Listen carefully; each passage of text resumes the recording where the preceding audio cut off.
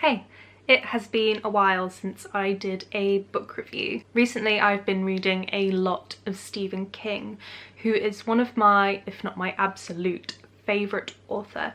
The thing that really stands out for me about King's writing is how three-dimensional his characters are. I know a lot of people criticise him for his stories being kind of samey, but for me the different characters he comes up with is what is really amazing about his writing, and that is what makes all the difference between all his different stories. So today I have 3 King books that I've read recently to recommend to you. As I've read so much of him recently, I thought I would roll 3 recommendations into one video, and they also happen to perfectly represent what I was saying about his three-dimensional characters. So his newest work that I have just read is Sleeping Beauties, which he actually co-wrote with his son Owen King. I wish I had my copy here to show you, but as soon as you open the book you're faced with a list of characters, and I don't know how many there are, but there has to be at least 30. All the characters appear regularly through the novel.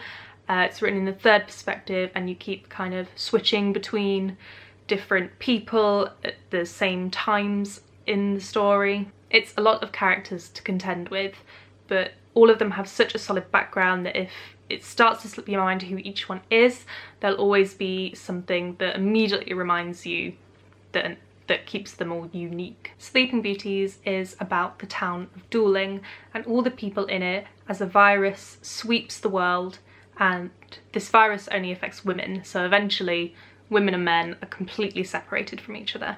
It was only published last year, so it's very relevant to topics on feminism, etc. of the modern day that you might be interested in, as well as, of course, the horror aspect of King's writing. Personally, I found it to be quite a hefty read, so I don't think it's something that's worth rushing through, or I wouldn't read it while you're trying to relax on holiday or anything. But I thought the themes of the men and the women and the different viewpoints was all really interesting, and it's very well written, so definitely give it a go. The second book I want to recommend is Rose Madder, and I actually only finished this a few days ago. I had no idea what to expect from Rose Madder. I had not heard anything of it at all, and then I walked into the bookshop and asked the lady what she would recommend by Stephen King, and it was her favourite, so I said fine, I'll give it a go, and I'm bloody glad I did. Right from the very start, Rose Madder is just grips at the heartstrings. I found it quite difficult to read some parts. This story is told from 2 perspectives, one of a wife and one of a husband. It is an abusive relationship. Right at the beginning of the story, the wife decides to run away. The whole story is then a really suspenseful account of how she is escaping him and also how he is coming after her. It's just one of the most suspenseful books I've ever read, and I was absolutely clung to it. I was having withdrawal symptoms when I was not reading it because I really wanted to know what happened. But like I said, some of it is just so chilling that it really is a not nice book to read. Oh, I just loved it. I've not actually started a new book yet, so I'm kind of in that little space of reflecting on what Rose Madder brought to me. I think one thing it really teaches you is how much actions can affect other people. Yeah, I'm starting to miss it slightly, talking about it. It was a really good story, and I'm so happy the lady recommended it to me and that now I get to recommend it to you. And the final Stephen King novel I want to recommend to you in this video is Bag of Bones, which just turns out to be one of my favourite novels ever. This is probably, out of these 3, it's probably the heaviest novel for the character building, so I will admit it does take quite a while to actually get into the story. And actually one thing I didn't mention about Sleeping Beauties is that that is also quite a long build-up.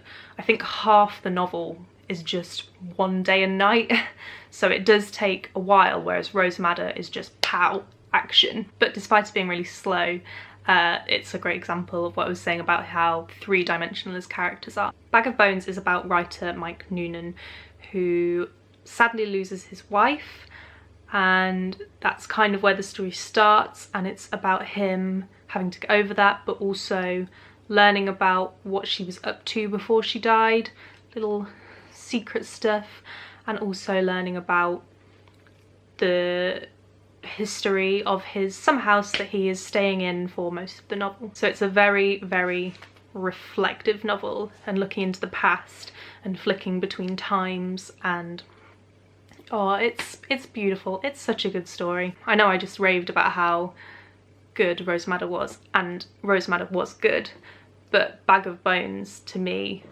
is just really good horror. There are so many extracts I could read you to just demonstrate how creepy this novel is, but it's one of those where I think it's just best to go in with no expectations, just soak it in and really let it take over you for a bit. Yeah, Bag of Bones creeped me out.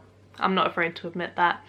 It creeped me out, and I can still remember the exact scene that creeped me out the most. I'm pretty sure I can remember it word for word. Just really great examples of horror writing, like all Stephen King's work, may I say. So I may be a little biased because I do love Stephen King, but genuinely I think all these books are great if you want to get into horror or just want to have a little sample of horror writing. You know, Stephen King's a pretty safe bet. I always say there is a reason his reputation is so big.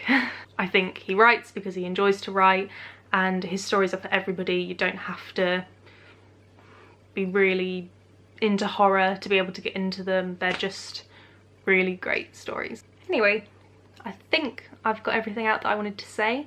I hope you enjoyed this format of video, recommending multiple books in one video rather than just doing 3 separate videos. I thought it was quite a nice idea as they all run on the same theme, but you can let me know if you liked it in the comments.